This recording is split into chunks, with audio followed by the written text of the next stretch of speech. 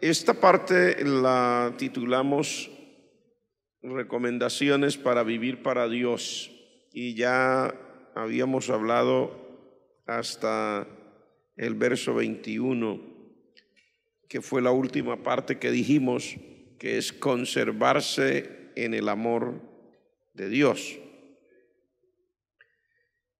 Y solamente recordar que eso es importante en la vida de cualquier cristiano. El amor de Dios en nosotros nos hace amarlo a Él y amar a nuestros semejantes, a los demás. Y recordar que el Señor dice en su palabra: en esto conocerán los demás que vosotros sois mis discípulos, si tuvierais amor los unos por los otros. Y luego la palabra del Señor dice: en esto conocemos que hemos pasado de muerte a vida. Y eso está en el Evangelio, en la epístola primera de Juan. Dice: en esto conocemos que hemos pasado de muerte a vida, dice, en que amamos a los hermanos. El que no ama a su hermano permanece en muerte. O sea que es un tema muy, digamos, como para tomarlo con pinza, ¿cierto? Que nosotros pensamos que decir amar a los demás es hacerle una sonrisa. Eso es más que hacer una sonrisa. Creemos que amar a los demás es cuando estamos por las buenas, pero tiene mucho que decirse y no queremos volver a tomar el tiempo explicando esta parte, pero es muy importante que la iglesia recordemos eso.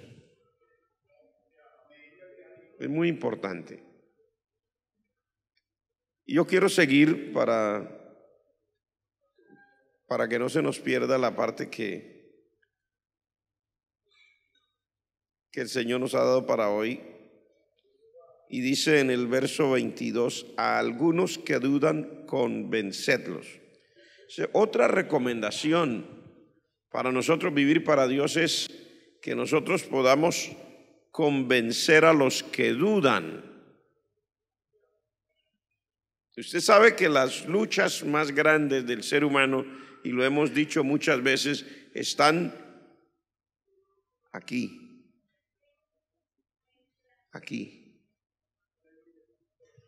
Los problemas se hacen más grandes en la cabeza y en el corazón de las personas. La mente es un campo de batalla. Realmente es un campo de batalla. A veces las personas nos imaginamos cosas que no existen. Pero como se lo imagina, piensa eso y habla eso. A veces si uno tiene en algún momento una lucha interna y ve a alguien riéndose y se están riendo dos o tres, se imagina que se están riendo de mí. Y hasta se imagina que lo miraron y se hace toda una imagen terrible. Y es así, o sea, el corazón es así. Pero referente a nuestras convicciones acerca de la vida cristiana, es igual. Aquí en la cabeza, en la mente y en el corazón del ser humano se debaten muchos problemas, porque todos nos enfrentamos a la misma vida llena de dificultades. Por lo general, cuando uno está en problemas, uno se imagina que nadie ha tenido un problema tan grande como el mío. Pero no es cierto. Todo el mundo se enfrenta a problemas. Y alguien dijo una vez: yo lloraba porque no tenía zapatos, hasta que pasando por un lugar vi a uno que no podía caminar porque no tenía pies. Entonces se alegró de poder caminar aunque fuera descalzo. Dejó de llorar porque no tenía zapatos. Imagínese usted de qué le servirían los zapatos si no tiene pies.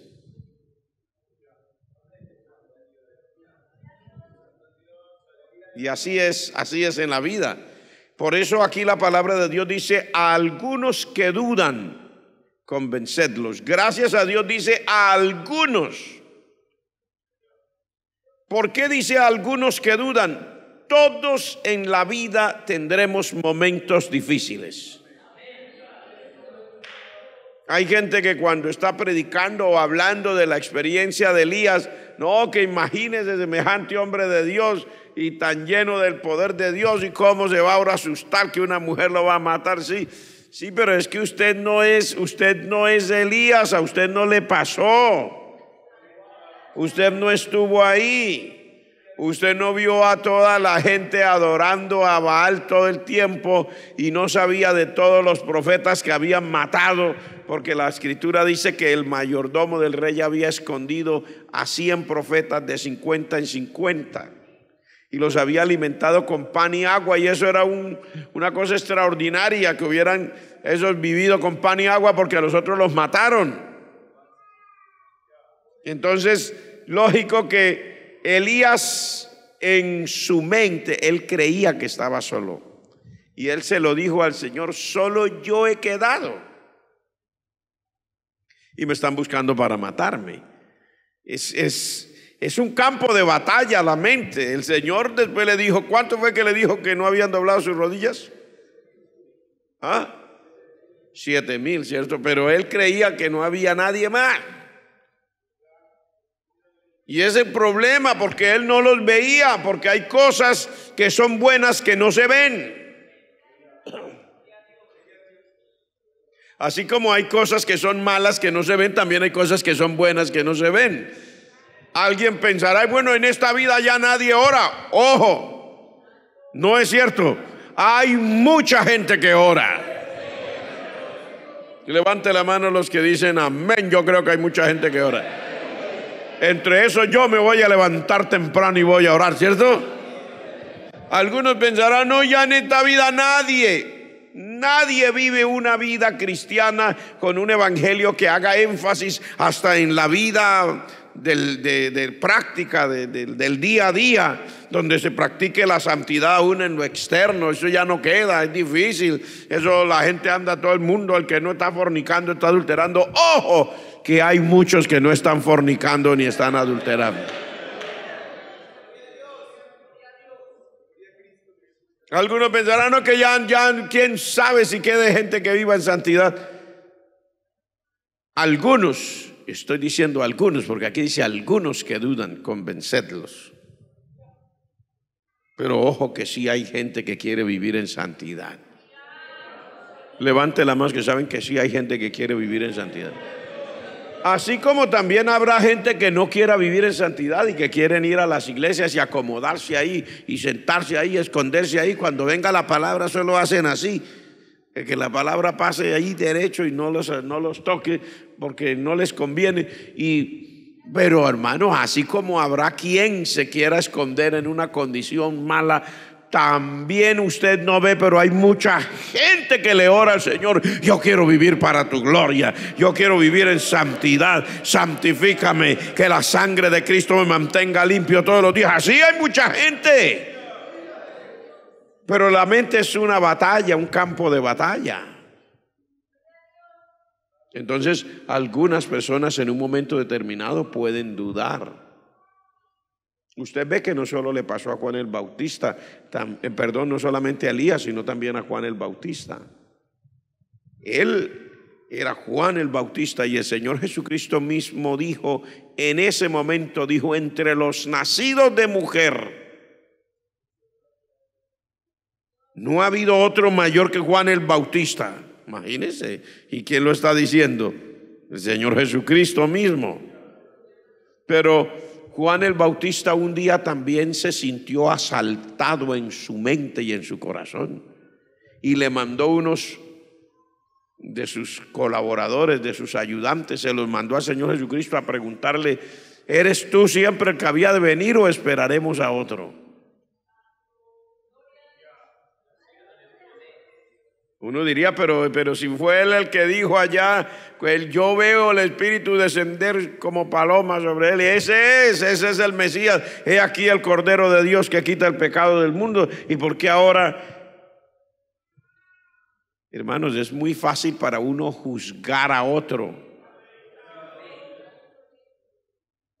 pero no se trata de juzgar a otro a lo lejos, más bien se trata de examinar nuestras propias vidas y mirar que habrá momentos de ataques terribles contra el corazón, contra la mente. Pero ¿qué es lo que el Señor dice? ¿Que lo juzgue? No, dice a esos algunos que dudan, convénzalos. No dice júzguelos, dice convénzalos. O sea, no dice que hable mal de ellos, dice que los ayude. Cuando dice convénzalos, ¿qué quiere decir? Ayúdelo. ¿A qué? Ayúdelo a recapacitar y a ver lo que Dios realmente está haciendo, porque eso es importante. ¿Y cómo lo va a ayudar usted? ¿Y cómo la persona va a recapacitar y se va a dar cuenta de lo que Dios está haciendo? Cuando usted le muestra la palabra, porque la fe viene por el oír y el oír por la palabra de Dios. Usted no puede convencer a alguien que está dudando con sus argumentos, pero lo puede convencer con la palabra de Dios. ¿Cuántos me están entendiendo ese punto? Convénzalo con la palabra de Dios. Algunos dudan de si hay que vivir en santidad. Bueno, convénzalo con la palabra de Dios. Algunos dudan de que si seré capaz de terminar esta carrera. Convénzalo con la palabra de Dios. Algunos dudan, sí, hermanos, ¿será capaz la iglesia de salir adelante en esta época? Convénzalo con la palabra de Dios. Básicamente lo que el Señor está diciendo es ayúdelo a encarrilar en su fe de nuevo.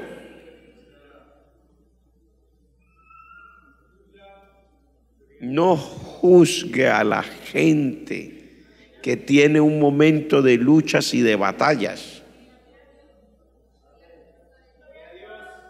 Más bien ayúdelo. Dígale, venga hermano, le voy a mostrar en la Biblia, venga, tomémonos aquí un cafecito, no sé cómo, sentémonos aquí y vean, le voy a mostrar. No se ponga a discutir de su corazón, no. Dígale, mire lo que el Señor dice. Mire lo que el Señor dice aquí. Mire lo que el Señor dice aquí también. Mire lo que el Señor dice aquí también. Lo que importa no es lo que uno piensa, sino lo que Dios dice. Y cuando uno le puede mostrar a esa persona, a esa hermana o hermano que duda, que tiene un momento de angustia, hay quien está angustiado a veces porque una enfermedad vino y no se va. Hermano, cualquiera se angustia. Y si las cosas siguen y siguen empeorando, pues se angustia más. Otras personas tienen una lucha en su vida económica y se angustia. Y si no cae en cuenta de lo que Dios dice, si no está convencido de eso que Dios dice, cuando el Señor dice, mire las aves del cielo que no siegan, no siembran, no recogen en graneros, y vuestro Padre Celestial las alimenta. Y así es. Nosotros vivimos, mi familia y yo, mi esposa, vivimos en una casa aquí, en toda la parte aquí urbana, en ese sector que le llaman Real de Minas, en una casa pequeña que tienen las habitaciones, gracias a Dios, bien, pero que no son esas mansiones grandísimas. No vivimos en el campo, no, aquí en la ciudad. ¿Y sabe por qué le digo eso? Porque allí bajan unos pajarillos. Y esta madrugada o en la mañana temprano, cuando estaba orando, y mientras oraba se me dio por abrir los ojos, estaba orando en la sala. Y a esa hora que todavía no había salido el sol, que era muy temprano, yo volteé a mirar y había un pajarillo corriendo por la sala. Se han acostumbrado a bajar esos pajarillos ahí en la casa, porque probablemente mi esposa les ponga algún arroz o alguna cosa que los pajarillos ya saben, allí en esa casa hay comida. Y este se vino a verme orar. Y yo volteé a mirar y lo volteé a mirar y seguí orando y no le daba miedo. Y digo, este está en comunión con el Señor, y siguió ahí. Que eso es lo que la palabra de Dios dice. Mire, esos pajarillos no siembran, no ciegan, o sea, no trabajan en la agricultura, no recogen en graneros, ni siquiera traen la billetera para decirle, ay, usted me da que yo le pago la comidita. No. El Señor dice, vuestro Padre Celestial las alimenta. ¿Cómo las alimenta? Poniéndole el gozo a las personas que le den de comer a esas avecitas. Y luego el Señor hace una pregunta y dice, ¿no valéis vosotros mucho más que esos pajarillos que vienen a comer ahí? O sea, si el Señor le pone el gozo a alguien que le dé de comer a los pajarillos, ¿no le podría poner todo lo que usted y yo necesitamos para que podamos vivir? Seguro que sí. Él lo va a hacer. Pero en ese momento el hermano que tiene la angustia económica y que no ha como digerido bien esa parte, pues se siente mal. No lo juzgue, no diga, ay, este es mucho impío, falto de fe, incrédulo, peor que Tomás. No, dígale, venga hermano, yo le muestro, mire lo que dice aquí en la palabra. Y mire lo que dice aquí, vuelva y muéstrele, convénzalo con la palabra de Dios.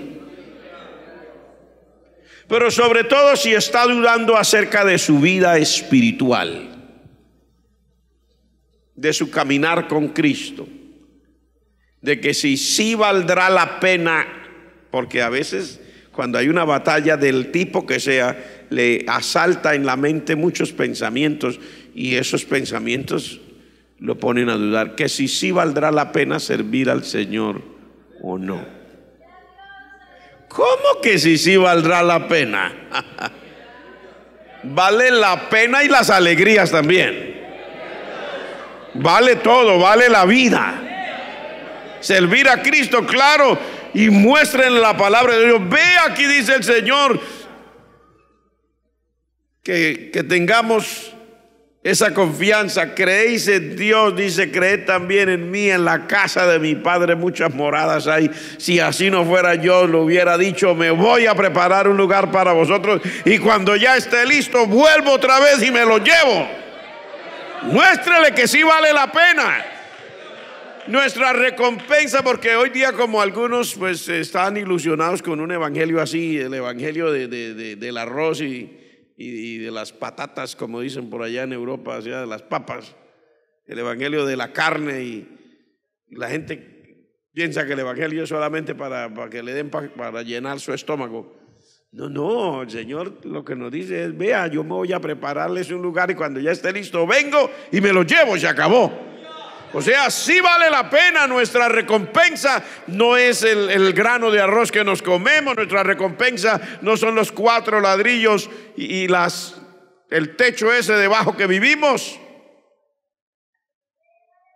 Nuestra recompensa es más grande, es vivir con el Señor. El Señor es nuestra recompensa. Levante las manos el que entiende que el Señor es nuestra recompensa. Entonces convénzalo. ¿Cómo? Con la palabra de Dios. Algunos que dudan. Por eso yo le aconsejo, nunca deje su comunión con Dios. Yo sé que el mundo exige mucho, la vida exige mucho, pero levántese de madrugada, lo más temprano que pueda, y váyase a solas con el Señor. Abra su Biblia y mire todo lo que Dios le dice, y luego hable con Él y deje que Él le hable, y vuelva y háblele a Él y pase su tiempo con el Señor. Si no puede en la madrugada, porque a esa hora no pudo, que sea de noche, que sea al mediodía, pero hágalo.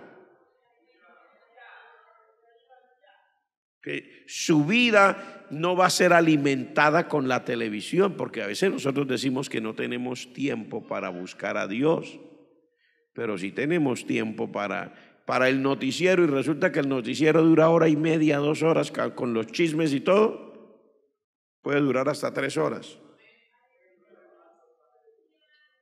Y algunos tienen tiempo para ver antes de que comience y para ver cuando ya se terminó, o sea, invertido bastante tiempo ahí. No es pecado ver el noticiero, pero yo le digo una cosa: si uno no dice que no tiene tiempo y el tiempo que tiene es el del noticiero, pues decídase, busque a Dios, porque es el Señor con su palabra el que nos da la vida, el que nos da la fuerza, el que nos da el poder para salir adelante en medio de esta generación maligna y perversa.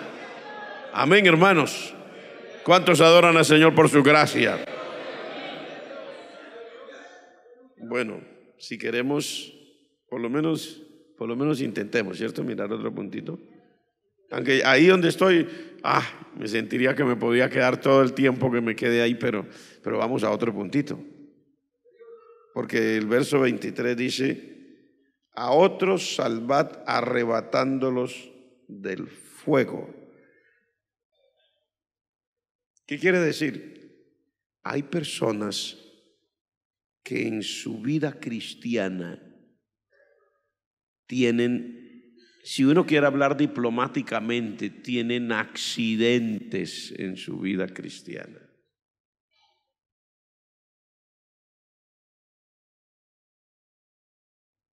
Hay gente que le pasa lo que el Señor Jesucristo dijo, que un pastor tenía 100 ovejas. Pero un día al contarlas, y hay que explicar eso de alguna manera sencilla, en Israel los pastores salían a llevar a las ovejas, pero por la noche las guardaban en un sitio, en un corral, vamos a decirlo así, un corral que le llamaban el redil.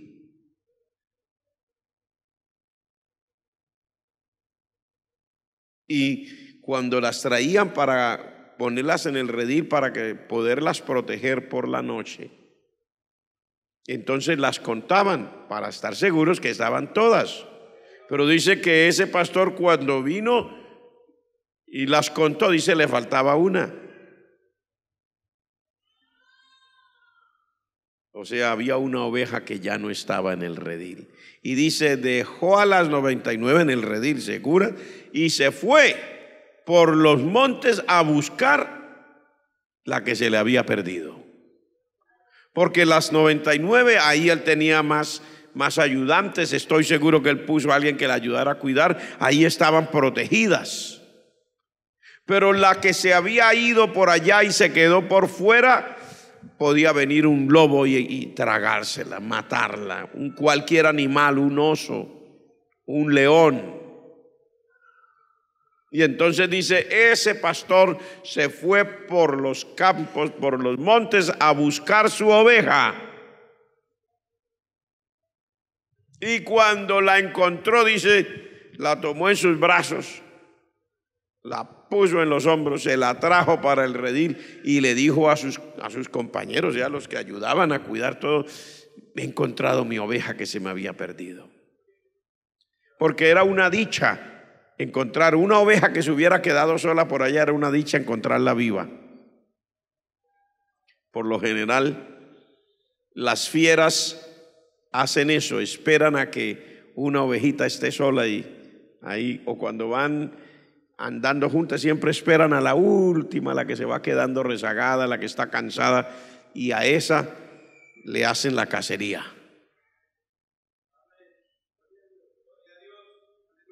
Y en la vida cristiana, usted sabe, todos nosotros tenemos el ejemplo de esa parte que el Señor nos dice, y aquí nos dice a algunos que de pronto están en esos problemas, dice, salvadlos arrebatándolos del fuego. ¿Qué quiere decir? Ese ya está más del otro lado que de este. Pero hermanos, no se deben dejar a las ovejas que se fueron y se quedaron por fuera del redil sin una búsqueda exhaustiva.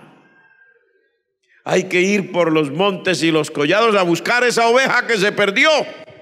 ¿Dónde anda? ¿Qué le pasa? No, yo ya no puedo, yo no sirvo para esto, yo ya me descarrié, el diablo ya me está llevando, yo siento que me está alando por los pies. No importa, pues el diablo lo está alando por los pies, usted dígale, yo vine para alarlo por los brazos.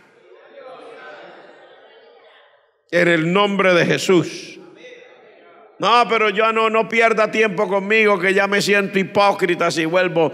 Pues hipócrita o no, pero usted tiene que salvarse. Venga en el nombre de Jesús. Dice arrebatarlos del fuego. Porque es que el fuego del pecado, de la condenación, hermano, cuando alguien tiene esa tragedia, a menos que cuente con la ayuda de alguien que lo ve en ese momento y que le diga, mira que estoy para orar con usted, venga que sí es posible, venga que en Jesucristo hay vida eterna, venga que el Señor es poderoso para que se rompan las cadenas del pecado en el que ha caído. A menos que alguien le ayude así, le va a ser más difícil, porque a veces pues nosotros no entendemos que esa persona necesita la ayuda y decimos, sí, allá, y ya está que se muere. ¿Quién lo manda? Vea, maleado, hijo del diablo, mundano. Por eso le pasa, porque yo sé. Sí, no, hermano, no. Dice, arrebátelo del fuego, dice, sáquelo de ahí. ¿Cómo? Usando la palabra, oración, ayuno, consejería. Haga algo, dice, pero arrebátelo del fuego, sálvelo. Sálvelo, no lo deje perder. Así no me diga amén. Pues no lo deje perder, sálvelo en el nombre de Jesús, arrebátelo del fuego. Dígale, usted puede, porque Cristo Jesús murió por usted para darle vida eterna.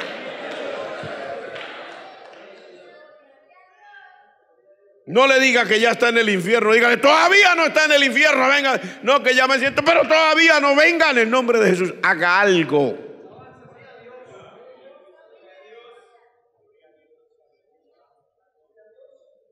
¿Por qué me miran así? Haga algo. Acuérdese que la vida que el Señor le ha dado a usted es el privilegio más grande. Estoy hablando de la vida eterna. Y si aquella otra persona se acaba de perder, va a pasar una eternidad en una condenación que nunca se va a terminar, en un castigo que no se acabará. Y si ese que va a ser castigado es su amigo, su conocido, su primo, su hermana, su tío, padre, madre, hijo, no sé quién, hermano, es terrible. La sola idea es aterradora. O yo no sé si usted predica el evangelio y vive el evangelio solo. No, bueno, yo voy a la iglesia, a mí me gusta la iglesia, y solo viene a la iglesia por venir a la iglesia. O usted realmente cree la palabra de Dios.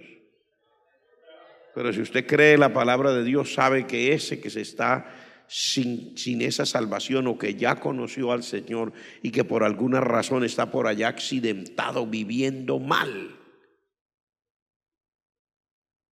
si usted no lo saca en el nombre de Jesús de ahí, cuando se le terminen los días y ya pase a la eternidad, ya no tiene ninguna esperanza. Vivirá eternamente en ese castigo. Guárdanos, Señor.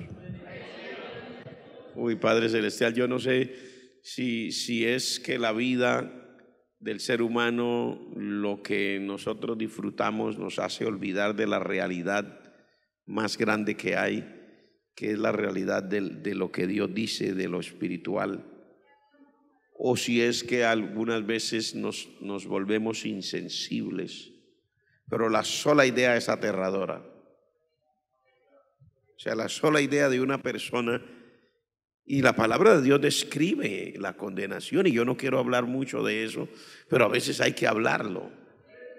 Lo describe, la condenación es no tener derecho a vivir con Dios, para luego tener que vivir separado de Dios en un castigo, donde dice la palabra que aquel rico que despertó en el castigo, dice, una llama terrible, dice, que rogaba que por favor Lázaro mojara la punta de su dedo en agua, o sea, una gotica de agua, y la pusiera en su lengua, le aliviaría. Imagínese,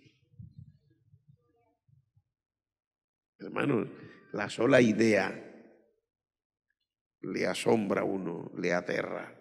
Usted imagina tanta gente hoy, todo lo que proclaman, todo lo que dicen, todo lo que hablan. Las personas en el mundo de hoy, estoy hablando de hoy, que nos rodean a nosotros, promoviendo una vida totalmente desviada, promoviendo que nadie nace ni hombre ni mujer, promoviendo que los hombres con los hombres, las mujeres con las mujeres, etcétera. Esas personas, hermano, y no solo ellos, sino cualquier persona que viva sin Dios, tendrá un final terrible. Así nos odien, por decir la verdad, pero hay que decirlo. Y no estamos diciendo con odio, estamos diciendo esas personas y cualquier otra que viva sin Dios, preso en su pecado de violencia o preso en su pecado de quién sabe cuántas cosas. Porque el pecado tiene muchísimas manifestaciones y va a tener una eternidad donde nunca va a tener descanso. Una eternidad en una angustia terrible. O sea, la sola idea es aterradora. La sola idea es aterradora. Oh, yo no sé a usted si le aterra o no le aterra, pero a mí la sola idea me aterra. No importa quién sea, hasta el que diga que es mi enemigo. La sola idea de pensar en eso me aterra.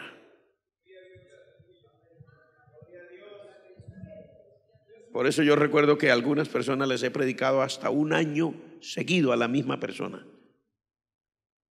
Hasta un año seguido. Fue el caso de una joven que entregó su vida al Señor por allá mientras estábamos fundando una iglesia. Y un año seguido le dábamos clases hasta 2, 3 veces a la semana por un año. Y se me acababa un libro y seguía y buscaba otro libro y no tenía más libritos de esos donde uno tiene las lecciones bíblicas. Y yo seguía con la sola Biblia y yo le seguía dando las clases hasta que un día entendió y dijo, ay, o sea que estoy perdida. Y yo dije, sí, está perdida. Y comenzó a llorar y, o sea que mi familia está perdida, sí están perdidos. O sea que la gente está perdida y comenzó a llorar. Y ese día le entregó su vida al Señor. Hermano, la sola idea de pensar que alguien no obtenga esta salvación y que tenga que ir a la condenación permanente es aterradora, hermano. Es aterradora. La sola idea es aterradora. Por eso dice aquí, a otros salvad arrebatándolos del fuego. Hay que hacer algo no solamente por los que se han descarriado de su vida en Cristo, sino por los que nunca han conocido. Estamos insistiendo en un proyecto de evangelismo donde cada miembro de la iglesia debe participar. Piense en su vecino, piense en su compañero de trabajo, piense en sus amigos que usted dice que son amigos suyos. ¿Qué tanto los quiere? Piense en su familiar. La sola idea es aterradora. Yo no sé a usted cómo lee, pero cuando yo leo lo que la Escritura dice acerca de eso, donde dice que el que está condenado dice, está en una llama que nunca se apaga, que la persona no muere. Es aterrador, la idea es aterradora. Una persona, es que en estas luchas que hay ahora, por allá un día mataron a una persona, esos grupos que andan ahora locos, y mataron a una persona. ¿Cómo? Le rociaron dentro de una jaula de ahí que habían hecho de hierro, de acero, le rociaron combustible, lo incendiaron y así en vivo ahí, y eso lo grabaron y lo pasaron por el mundo. Y eso le asombra a uno. Bueno, sí, eso es horrible, pero ahora imagínese eso mismo sin que nunca se apague ese fuego.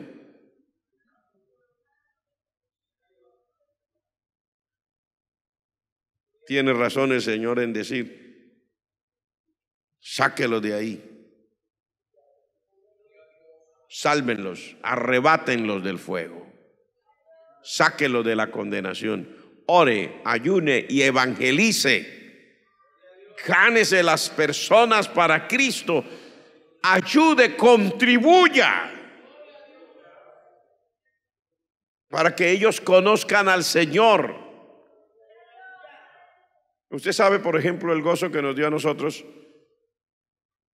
Fuimos pastores con mi esposa y mi familia en la ciudad de Cali. ¿Cuántos años hace? Vaya, hace como 2 o 3 días. Yo tendría 24 años cuando comencé a pastorear esa iglesia. Y ahora fuimos a este congreso y cuando estamos allá, una llamadita: pastor, sí, soy fulana de tal. Ay, usted sí, ¿dónde vive? Aquí. Lástima que vive que vivo tan lejos y yo no puedo ir al congreso. Que Dios los bendiga. Y dije: ay, gloria a Dios. Pero bueno, nosotros, ¿dónde vive usted? En tal parte. Dijo: ay, si nosotros vamos para allá, cuando se termine el congreso vamos a pasar por esa ciudad. Y el pastor ay, no me diga que el pastor fulano le invitó. Digo: sí. Ay, pues ahí nos vemos. Y fuimos a dar a la ciudad donde esta hermana vive.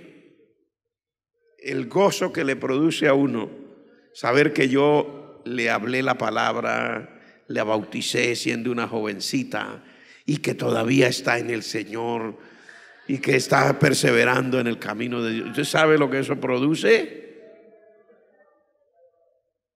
La satisfacción de saber: ayudé a uno, cuanto más si es más de uno. Gloria al nombre del Señor. ¿Cuántos entienden esto? Haga usted algo por alguien, por muchos, por todos los que pueda. Arrebátelos del fuego en el nombre de Jesús. Quiero terminar.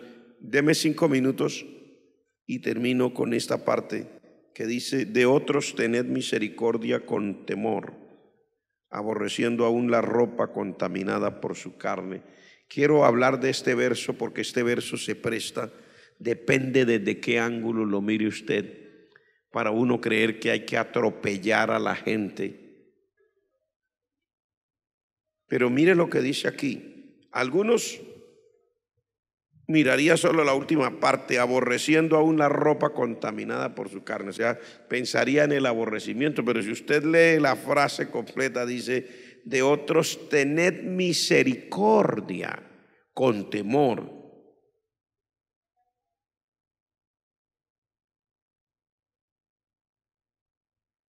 No dice aborrecedlo, dice tened misericordia con temor. ¿Qué es lo que quiere decir? Cuando una persona dice que es creyente y por alguna razón sucumbe ante el pecado y comienza a vivir una vida contraria a la palabra de Dios, si usted y yo queremos tener misericordia de la persona, tenemos también que ser sabios. Ahí dice con temor. O sea, con temor quiere decir con mucho cuidadito. Tenga misericordia con mucho cuidado. O sea, tenga cuidado al tener misericordia. ¿Por qué? Porque no sea que la persona resulte siendo quien le inspire a usted. No tiene que ser usted quien inspira a la persona. ¿A qué me refiero? Si la persona lo inspira a usted, lo va a inspirar a esa vida que está llevando equivocada. Pero si usted lo inspira a él, le va a inspirar en la nueva vida que hay en Cristo. Entonces dice, de otros tenga misericordia con temor, o sea, con cuidado. Si una persona cayó en una vida, hoy día está de moda, y el Señor reprenda al diablo, todos los problemas y pecados sexuales. Eso está de moda. Ese es el pan nuestro de cada día a nivel mundial. Es una oleada. La Escritura dice en el libro de Apocalipsis que el Señor ahí le habla a la gente y dice: ay de vosotros, porque el diablo ha descendido a vosotros con gran ira, sabiendo que le queda poco tiempo. El diablo ha lanzado todo su arsenal contra la humanidad, porque sabe que le queda poco tiempo. Y uno de los arsenales que le ha producido muchos resultados es todo ese armamento de pecados sexuales de todo tipo. Es que uno no puede ni siquiera mencionar con libertad, porque se siente uno avergonzado de ser explícito. No puede ser explícito uno. Pero por lo menos sí puede hablar en generalidades, ¿verdad? Está de moda la fornicación, está de moda el adulterio, está de moda el lesbianismo, está de moda el homosexualismo, está de moda el abuso de menores, está de moda todo lo que tiene que ver con pecados sexuales. Y está de moda. Cuando digo está de moda, quiero decir se promueve a través de los medios de comunicación. Realmente es así. Y la gente, tristemente, a mí me han contado muchas veces personas que han tenido problemas, que sus problemas comenzaron con el dichoso celular, con las famosas mensajitos de texto. No sé, pero la gente ha sido envuelta de muchas maneras. Si alguien llega a caer en un problema de ese tipo y usted quiere tener misericordia de la persona, dice con temor. O sea, en otras palabras, no complaciéndose con, ni acolitando el pecado. Eso es lo que quiere decir tener misericordia con temor. O sea, no complaciéndose con, no es para decirle sí, está bien, no se preocupe. No, si tiene que preocuparse. ¿Cómo no se va a preocupar? Si el diablo ya lo lleva entre las muelas. Porque en el momento que una persona cayó en el pecado de inmoralidad sexual, ya el diablo lo lleva entre las muelas. Entonces, ¿cómo le va a decir que no se preocupe? Por supuesto que se tiene que preocupar. Pero tener misericordia, que es acercarse para tratar de hacer lo mejor posible para que el diablo lo suelte en el nombre de Jesús. Pero tiene que ayudar a la persona con temor. No puede dejar que la persona, si la persona es la que va a poner la conversación de lo que le parece ahora, usted está en más peligro que el otro entonces. No, dice con temor. O sea, yendo a la palabra, pero dice con misericordia. Dice tenga misericordia de esa persona. Al mismo tiempo tenga temor cuando tiene misericordia de esa persona.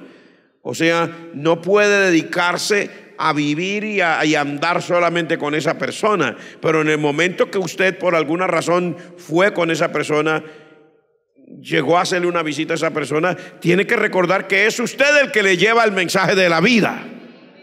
Que el otro no tiene mucho que darle a usted porque está viviendo una vida totalmente errónea. Pero usted puede tener misericordia con temor. Y cuando ahí dice con temor, da una especificación, dice aborreciendo a una ropa contaminada por su carne. ¿Qué quiere decir eso? Mire que a veces nosotros leemos, pero como que nos parece que no leemos bien, y en vez de resultar aborreciendo la ropa de la persona, resultamos aborreciendo a la persona.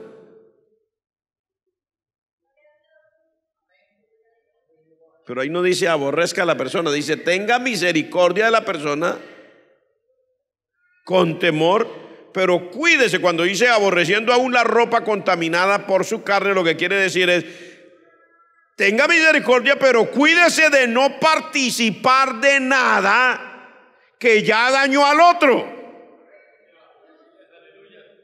o que ya dañó a cualquier persona, sea hombre o mujer.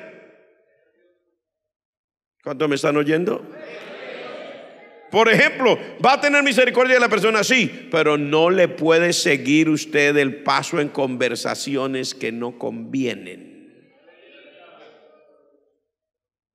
Si la persona va a comenzar a contarle, uy, no, hermano, si usted supiera, no, lo que el pastor dice allá es puras mentiras, y lo que los predicadores que han pasado por ahí, eso no es cierto, es que uno de pronto la mano de Dios, no, si esto es lo que yo siento, uy, es que mejor dicho, lo estaban era privando a uno. Si usted supiera cómo estoy viviendo ahora, cómo me siento de bien, ya le está prestando el oído a lo que no es. Ahí es donde la palabra de Dios dice con temor.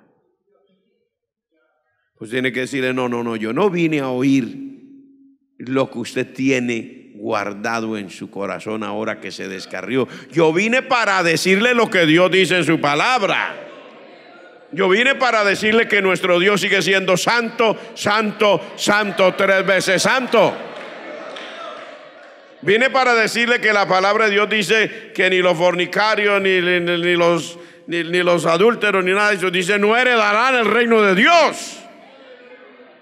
Yo vine para decirle la verdad. Yo no vine para que usted me diga cómo le parece su pecado ahora. Yo vine para decirle lo que Dios quiere darle a usted: vida eterna, perdón de pecados, romper sus cadenas, destruir esas ataduras del diablo que le están atando. O sea, tiene que tener, cuando ahí dice tenga misericordia de la persona con temor, aborreciendo aún la ropa contaminada por su carne, lo que está aquí queriendo decir es, al tener misericordia de esa persona, usted tiene que tener mucho cuidado. No, para que me hable mejor, entonces vámonos para San Andrés.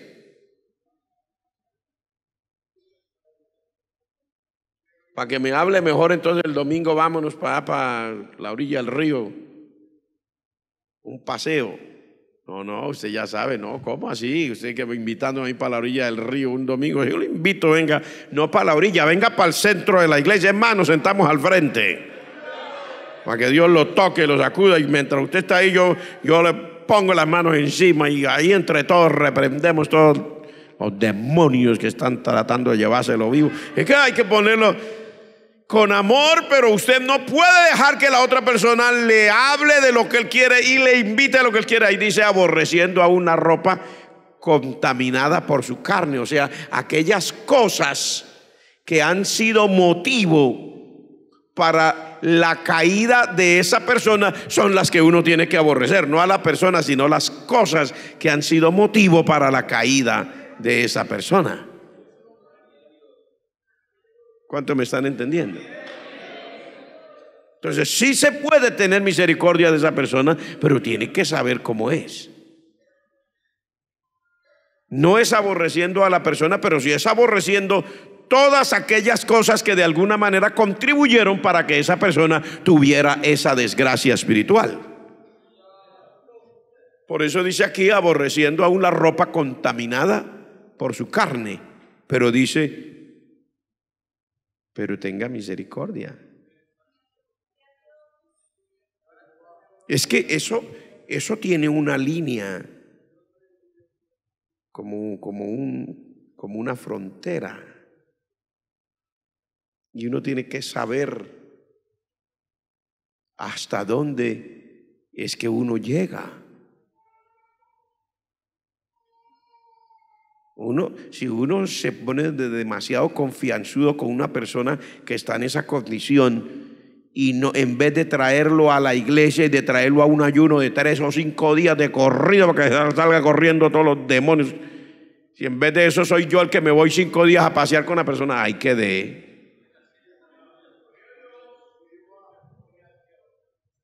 No es que la persona no se merezca mi amistad, se merece todo, pero yo no puedo en esa condición, no puedo.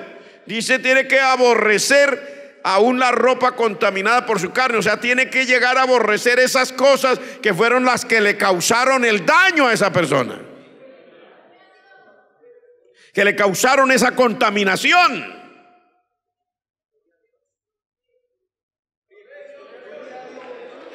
Por eso la palabra de Dios dice: no erréis, las malas conversaciones corrompen ¿qué? Las buenas costumbres. Quisiera tener más tiempo, pero no lo tenemos.